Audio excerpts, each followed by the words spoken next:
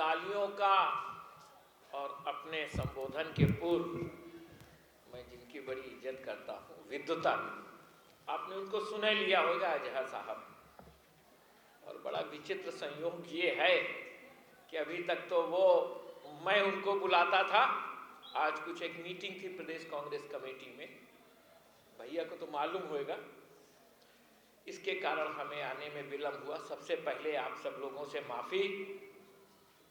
उपस्थित मंच और मंच पे बैठे हुए हमारे बड़े भाई आसिफुल्लाह साहब और मौलाना साहब, आसिफ साहब, इनके साथ कई मीटिंगों में, सेमिनारों में बोलने का जो मुझे सौभाग्य मिला, वो निसंकोच मैंने आज तक, देखिए मीडिया का युग है, 2 मिनट में मैं अपनी बात खत्म कर दूंगा, आप लोग 1 बजे से हैं।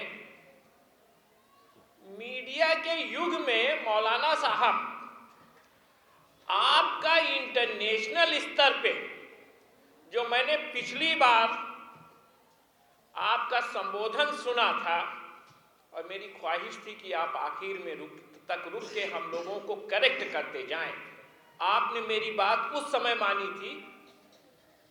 बड़ी व्यस्तता के बाद भी आप रुके और संपूर्ण चीजों को करेक्ट करते हुए गए, जो चीजें हम सब लोगों ने छोड़ दिया था। बहुत बड़ी बात थी ये, उसके लिए आज आपका आभार है। जमाल मिर्जा साहब और इस सभा की अध्यक्षता कर रहे अध्यक्ष जी और हमारे अजहर साहब, Fatima, lady Fatima children's academy के तमाम हमारी बहनें, बच्चे, साथीगण, इंस्टीट्यूशन के और प्रतिष्ठित नागरिक,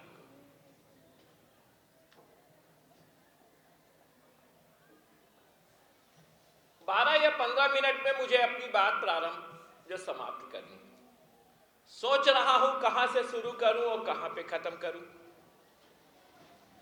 तो सबसे पहले तो मैं आभार व्यक्त कर दूं जमाल मिर्जा साहब का, जिन्होंने जो मुझे लगातार बुलाया करते हैं, और मुस्लिम समाज के अंदर, हमारे मुसलमान भाई के अंदर, मुसलमान भाइयों के बीच में, क्योंकि हम लोग हैं तो सब इसी मिट्टी के, पुराने लखनऊ के, क्यों आसिफ भाई, आप तो अमीनाबाद की आन बान शान, और आप हमारे दिल में, और मिर्जा साहब, जमाल साहब, आप हमारे दिल में रहते हैं।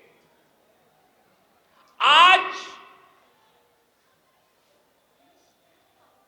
मुस्लिम समाज के अंदर जो सबसे बड़ी चीज की आवश्यकता है वो शिक्षा की है, और शिक्षा की आवश्यकता, शिक्षा के ऊपर बल, मुसलमान और इस्लाम, अगर मुसलमानों की बात हुई हो और इस्लाम की बात ना हो तो वो भी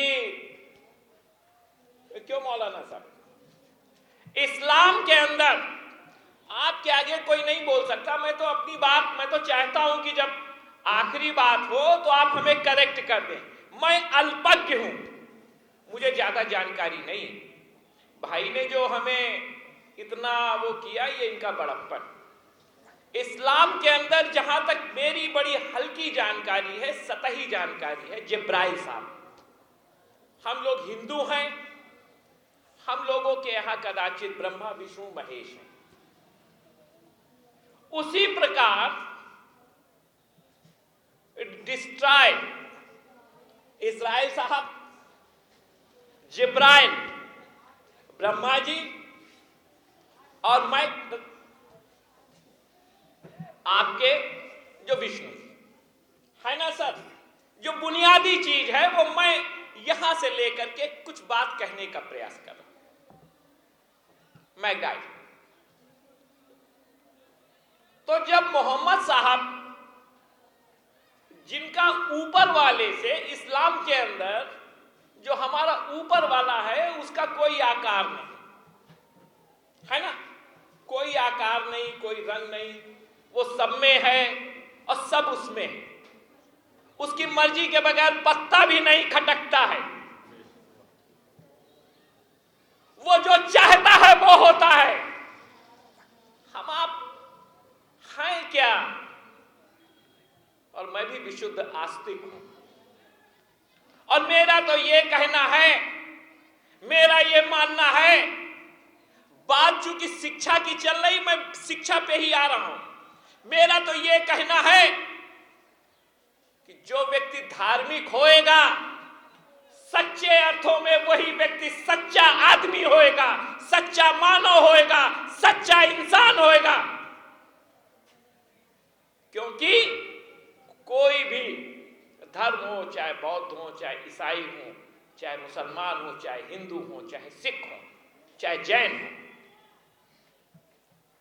धार्मिक के जो हमारे महापुरुष गए हैं, जिन्हें हम भगवान कहते हैं, अल्लाह कहते हैं, गॉड कहते हैं, उन्होंने कभी कोई लड़ने का रास्ता, आपस में विग्रह का रास्ता, द्वेष का रास्ता नहीं सिखाया।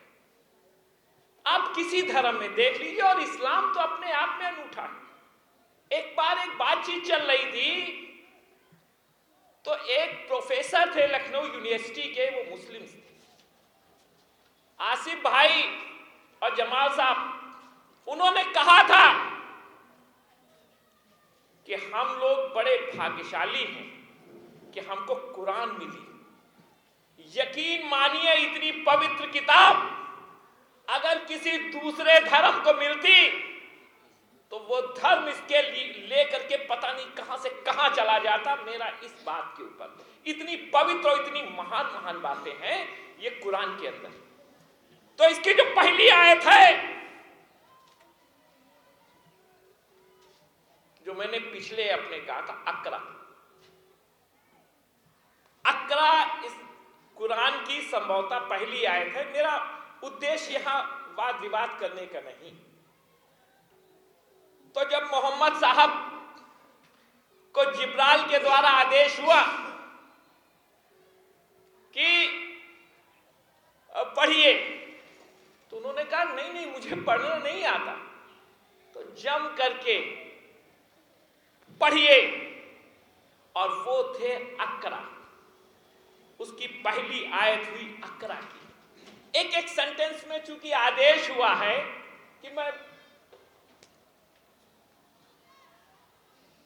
ये है इस्लाम और ये है कुरान और ये है मुसलमान, कि आप पहले शिक्षा ग्रहण कीजिए। और शिक्षा ग्रहण करने के लिए हमें अगर चाइना भी जाना पड़े तो हमको जाना चाहिए, जहां शिक्षा का उस समय कोई अस्तित्व नहीं था। ये है मेरा कहने का इतना मतलब। और उस समय, ये उस समय की बात है, आप तो भी यूरोप की बात कर रहे हैं। यूरोप के अंदर, अमेरिका के अंदर इंग्लैंड ने 450 साल शासन किया। जरा सोचिए, 1450-1500 साल पहले मोहम्मद साहब के समय इंग्लैंड और अमेरिका की क्या स्थिति रही होगी। उस समय मोहम्मद साहब से जिब्राइल के द्वारा यह आदेश हुआ कि आप पढ़िए और अपने बच्चों को पढ़ाइए। और धन्यवाद है हमारे जमाल साहब का, अजीब सी कशिश। थोड़ा समय 2-4-5 मिनट दे दीजिएगा, जमाल साहब बड़ा एहसान होएगा। अजीब सी कशिश, अजीब सी धुन, अजीब सा इनकलाब। हमारे साथी जनाब जमाल साहब लेकर के सज्जाद टाइम्स का नाम रोशन कर रहे हैं।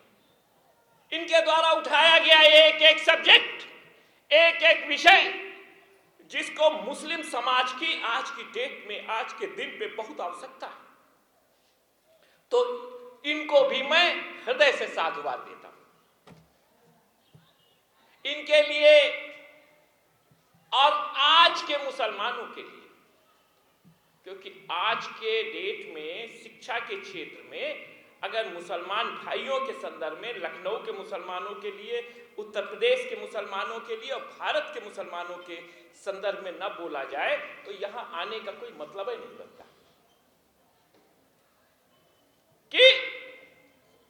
कि मंजिल अगर पानी है तो कांटों से न घबरा, ये आज के आप सब लोगों के लिए और ये जमाल साहब के लिए है और आसिफ भाई के लिए है, सबके लिए, पूरे मंच के लिए, यहां एक एक व्यक्ति के लिए, कि मंजिल अगर पानी है तो कांटों से ना घबरा और कांटे तो बढ़ा देते हैं रफ्तार कदम और ये आपके लिए ऐ मंजिले तू अपनी दूरी बढ़ा ले और तेरी राहों में आने वाला कोई प्यार तो है। ये है आप साथियों। आज भारत में मुसलमानों की क्या स्थिति है शिक्षा के क्षेत्र में? साक्षर हम किसको कहते हैं? भारत में साक्षर कहने का आशय है कि जो व्यक्ति सामान्य रूप से केवल पढ़ लिख सके वही व्यक्ति साक्षर माना जाता सरकारी आंकड़ों के हिसाब से। हाई स्कूल पे कितने साक्षर हैं आप मुसलमानों के लिए देखिए, शुरुआत से ही बच्चे निकलते चले जाते, फिर प्राइमरी से निकल गए, हाई स्कूल से निकल गए, इंटर पे तो बहुत कम लोग आते और बीए एमए पे तो शायद वो 4 या 5% का मुश्किल से एवरेज होएगा। क्या ये ठीक है? और बच्चियों की हालत तो उससे भी ज्यादा खराब है। हमें इसके लिए एक तो ये पक्ष है और दूसरी पक्ष, आज मैं सारे भारत के मुसलमान भाइयों को, एक पक्ष ये स्याह है मौलाना साहब, जमाल साहब, और दूसरा पक्ष वो भी है कि आज आईटी के अंदर, आज नीट के अंदर, मेडिकल के अंदर, और आज जो पीसीजे का एग्जामिनेशन हुआ है, जो टॉप लोग कर रहे हैं वो हमारे मुसलमान भाई और वो बच्चियां कर रहे हैं, ताड़ी बजा के आज आप लोग उनका वो करें। ये कशिश थी क्योंकि जब देश आजाद हुआ तो मुश्किल से 4-4.5 करोड़ की आबादी हिंदुस्तान चला। ज्यादा बात नहीं, ज्यादा इसके ऊपर आगे नहीं जाएंगे। भाई हमारे पिछड़ते चले गए और तमाम कारण थे। उसका एक कारण यह भी था कि हिंदुस्तान के ऊपर काफी लंबे समय तक रूल किया वो मुसलमान भाई, और जो कौमें रूल करती हैं वो सुविधा भोगी भी हो जाती। थोड़ी मैं ये कंट्रोवर्शियल बात नहीं कह रहा हूं, लेकिन अगर अपनी बात में खुल के ना भी कह पाऊं तो वो भी उचित नहीं होगा। क्यों मौलाना साहब, आपकी अनुमति है ना? आपकी अनुमति है ना? और हिंदुस्तान की आजादी में अगर सबसे ज्यादा हिंदुस्तान की आजादी में योगदान दिया, शहादत दिया, तो मुझे ये कहने में कोई संकोच नहीं हमारे मुसलमान भाइयों ने दिया। अंग्रेजों के खिलाफ अगर नेक टू नेक लड़े, अगर फांसी का फंदा चूमा, अगर सीने पे गोलियां खाई, तो उसमें से हमारे मुसलमान भाइयों के आप जो शहादत को, कुर्बानियों को आप इग्नोर नहीं कर पाएंगे। तो दोनों चीजें मुसलमान भाई जो हमारे हिंदुस्तान के हैं, आसिफ भाई, और आप तो इतने बड़े पत्रकार हैं, मुस्लिम समाज भारत का स्ट्रीम पे जीता, या तो वो चोटी पे बैठा होएगा और या फिर वो फर्श पे भी उसको जगह नहीं मिलेगी। मध्य का मार्ग मुसलमानों ने कभी नहीं चुना। एक नाम नहीं है, तो हमें जो चोटी पे बैठे हुए मुसलमान भाई हैं हमारे, और आज भी हैं, उन्हें भी चाहिए, उनका चाहिए नहीं, उनका नैतिक दायित्व भी है कि उन्हें अपने समाज के लिए बहुत कुछ करना चाहिए, जितना हुआ है उससे कई गुना ज्यादा न कहते हुए आज एक दो शब्दों में और बात अब खत्म करेंगे कि वर्तमान में भारत में जो मुसलमानों की शिक्षा है वो कई स्टेजों पे है। एक तो आपकी दीनी तालीम है, आपके यहां जो आपसे मैं वो मदरसे हैं। दूसरा एक बेसिक शिक्षा जो सरकार के द्वारा। तीसरा जो मॉन्टेसरी की जो दिल्ली बोर्ड, ICSE बोर्ड। और चौथी वो शिक्षा है जो व्यावसायिक शिक्षा है। व्यावसायिक शिक्षा आप सारी शिक्षाओं से जुड़ के जाते हैं। अगर आप बेसिक से भी जाएंगे तो भी आपको व्यावसायिक शिक्षा होनी चाहिए।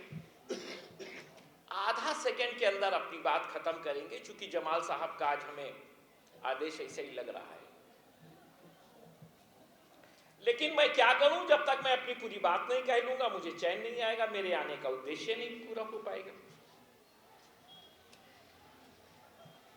व्यावसायिक शिक्षा हम लोगों को रोजी और रोटी प्रदान करती है।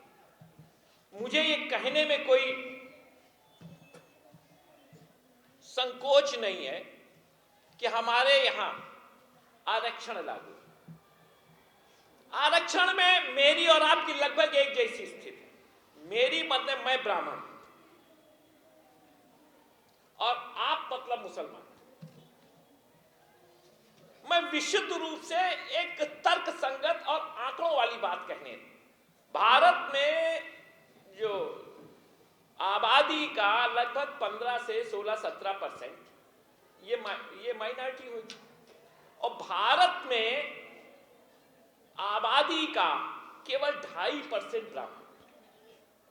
सर, मुझे आपको बताते हुए भी हर्ष होता है कभी कभी। आसिफ भाई आप भी सुन लें, मेरी 2 बेटियां। बड़ी बेटी CMS राजेंद्र नगर में पढ़ी और उसके 98.4 ऐश्वर्या मिश्रा नाम। छोटी बेटी अन्विता मिश्रा, उसके 97%। नीट की परीक्षा के बाद उसका नाम आने के बाद भी आरक्षण की व्यवस्था के कारण उसका सिलेक्शन नहीं हो पाया। परिणाम स्वरूप बेटियों ने MBA किया, व्यवसायिक शिक्षा की ओर गई और आज सब अच्छा कमा रहे हैं। जो हिंदुओं का जो एलीट, जो पढ़ा लिखा तबका है, उसने सरकारी नौकरी, एक आकर्षण होता है ना सरकारी नौकरी का, हमको सुख सुविधा ज्यादा मिलेगी, वो नक्शा ज्यादा होएगा, प्रोटोकॉल ज्यादा होएगा, उस चीज को छोड़ करके, चूंकि वहां एक बड़े लंबे तक आरक्षणकारी व्यवस्था लागू भारत सरकार की वो प्रत्येक शासन के द्वारा हुआ है, मैं उसके ऊपर नहीं जाऊंगा। लेकिन बच्चों को उसमें इरिटेशन होता है। ठीक है, वो व्यवस्था शुरुआत से जो कम पढ़े लिखे थे, जो समाज के निचले तबके के थे, उनको देने के लिए किया गया, वो सभी सरकारों ने किया। लेकिन आज के बच्चों को जो क्षोभ हुआ, लेकिन ब्राह्मण परिवारों के बच्चों ने या इधर के लोगों ने वो व्यावसायिक शिक्षा चालू कर दी। उसी प्रकार आप भी दीनी शिक्षा के साथ साथ जो आप ये मदरसे में पढ़ाई करवाते हैं, मेरा ये स्पष्ट सुझाव भी है, मत भी है, उसमें व्यावसायिक शिक्षा का भी अनिवार्य रूप से कराइए, तभी तो वो मुख्य धारा में आ पाएंगे। जब आप के पास वो नॉलेज नहीं होगी कंप्यूटर के अंदर, तो कैसे कर पाएंगे। अब मुस्लिम समाज के अंदर हमारे अजहर भाई तमाम बातें हैं। सर सैयद साहब ने अलीगढ़ मुस्लिम यूनिवर्सिटी, जामा मिलिया और ये नदवा साहब के अली मियां साहब और एक से एक बड़े लोग, जाकिर हुसैन साहब,